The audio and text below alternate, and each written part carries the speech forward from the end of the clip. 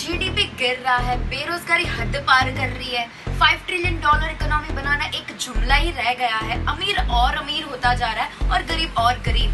यहाँ तक कि गवर्नमेंट भी आरबीआई से लोन ले रही है। सरकार को ये 5 प्रॉब्लम्स का एक ही सॉल्यूशन दिखा, प्राइवेटाइजेशन। चलिए इसकी हिस्ट्री जानते हैं कि इसकी शुरुआत कहाँ से।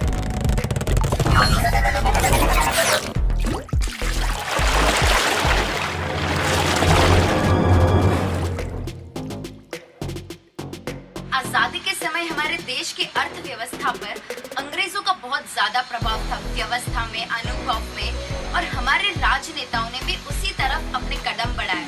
Our leaders laid emphasis on import substitution industrialization, यानी कि बाहर से आने वाली आयात पर रोक लगाने के लिए कर यानी कि टैक्स वसूलना शुरू कर दिया, ताकि इंडिया के जो उद्योग है वो आगे बढ़ सके और अंतर्राष्ट्रीय उद्योगों को टक्कर दे सके। 1966 और 1980 में उदारीकरण यानी लिबरलाइजेशन करने की बहुत सारे प्रयत्न किए गए थे, लेकिन वो सारे एफर्ट्स विफल हो गए।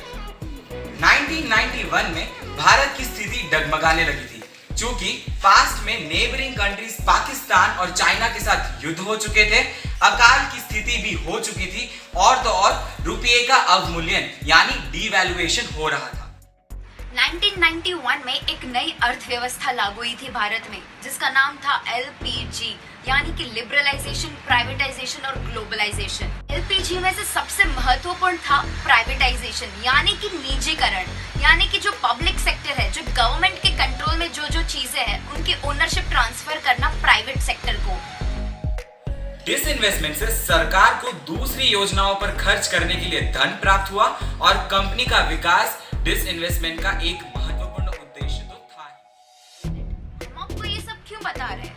क्योंकि हिस्ट्री हैज रिपीटेड इटसेल्फ। आज फिर से भारत की वही स्थिति है जहां उसकी अर्थव्यवस्था बुरी तरह बिगड़ी हुई है, और उसको सुधारने का गवर्नमेंट को एक ही उपाय सूझ रहा है, वो है प्राइवेटाइजेशन, यानी कि जो गवर्नमेंट की एयरलाइंस और रेलवेज है उसको प्राइवेट सेक्टर को बेच दिया जाएगा। गवर्नमेंट की इकलौती एयरलाइन एयर इंडिया, उससे भी 50% बेच देंगे ये लोग। और ये बताने की जरूरत तो है नहीं कि इस पेंडेमिक सिचुएशन में एयर इंडिया कितनी फायदेमंद साबित हुई है। एयरवेज प्राइवेटाइज करने के फायदे और नुकसान दोनों होंगे। फायदा ये होगा कि एयरवेज का जो 50,000 करोड़ से भी ज्यादा कर्ज है वो थोड़ा कम हो जाएगा। प्राइवेटाइजेशन से कंपटीशन बढ़ेगा, और कंपटीशन के बढ़ने से सर्विसेज की क्वालिटी भी बढ़ेगी। अब एयर इंडिया का एविएशन इंडस्ट्री में मार्केट शेयर सिर्फ 14% है, तो फिर इतने छोटे शहर में 50,000 करोड़, वो भी जनता के रुपए, खर्च करने का कोई अर्थ ही नहीं बनता। वैसे एयरलाइन निजीकरण के फायदे से ज्यादा नुकसान है, क्योंकि जितने भी कर्मचारी इसमें काम करते होंगे सबकी नौकरी छिन जाएगी, खास करके रिजर्व्ड कैटेगरीज वाले लोगों की, जो एसटी, एससी और ओबीसी से बिलोंग करते हैं, क्योंकि प्राइवेट सेक्टर में रिजर्वेशन देना जरूरी नहीं होता, यानी कि और लोग बेरोजगारी के शिकार बनेंगे। एयर इंडिया के कर्मचारियों का कहना है कि अगर हमें स्वायत्ता प्रदान करते हैं तो लॉसेस नहीं होंगे और प्राइवेटाइजेशन करने की भी जरूरत नहीं पड़ेगी, क्योंकि ये सारे नुकसान गवर्नमेंट कंट्रोल की वजह से हो रहे हैं। इंडियन गवर्नमेंट बीएसएनएल को एज अ नेशनल टेलीकॉम और ऑल इंडिया रेडियो को as a national broadcasting channel maintain करती है, वैसे ही उनको एयर इंडिया को भी नेशनल कैरियर की तरह मेंटेन करना चाहिए। अब बात करते हैं रेलवेज की। मिनिस्ट्री ऑफ रेलवेज ने तो पहले ही कदम उठा लिए थे प्राइवेटाइजेशन की ओर। सरकार ने प्राइवेट प्लेयर्स को इनवाइट किया है पैसेंजर ट्रेन सर्विसेज के लिए। रेलवे निजीकरण के तहत 151 नई ट्रेन्स बनाई जाएगी और उनके लिए 109 नए रास्ते भी, और ये सारी चीजें प्राइवेट ऑपरेटर्स ही मेंटेन करेंगे। रेलवे निजीकरण के कई सारे फायदे होंगे, जैसे कि 8-8, 9-9 घंटे लेट आने वाली ट्रेन अब टाइम पर आएगी, सही दाम लगाए जाएंगे, और रेलवे का जो लॉस है वो कवर अप होने के चांसेस है, और ऊपर से प्राइवेट सेक्टर 30,000 करोड़ का इन्वेस्टमेंट करेगी और फैसिलिटीज को बेहतर करेगी, और मेक इन इंडिया स्कीम के तहत लोगों को एम्प्लॉयमेंट मिलेगी, और सबसे मेन बात जो हर कोई चाहता है, सबको कंफर्म्ड टिकट्स मिलेगी। रेलवेज निजीकरण एयरवेज निजीकरण से सही तरीके से होगा। क्यों?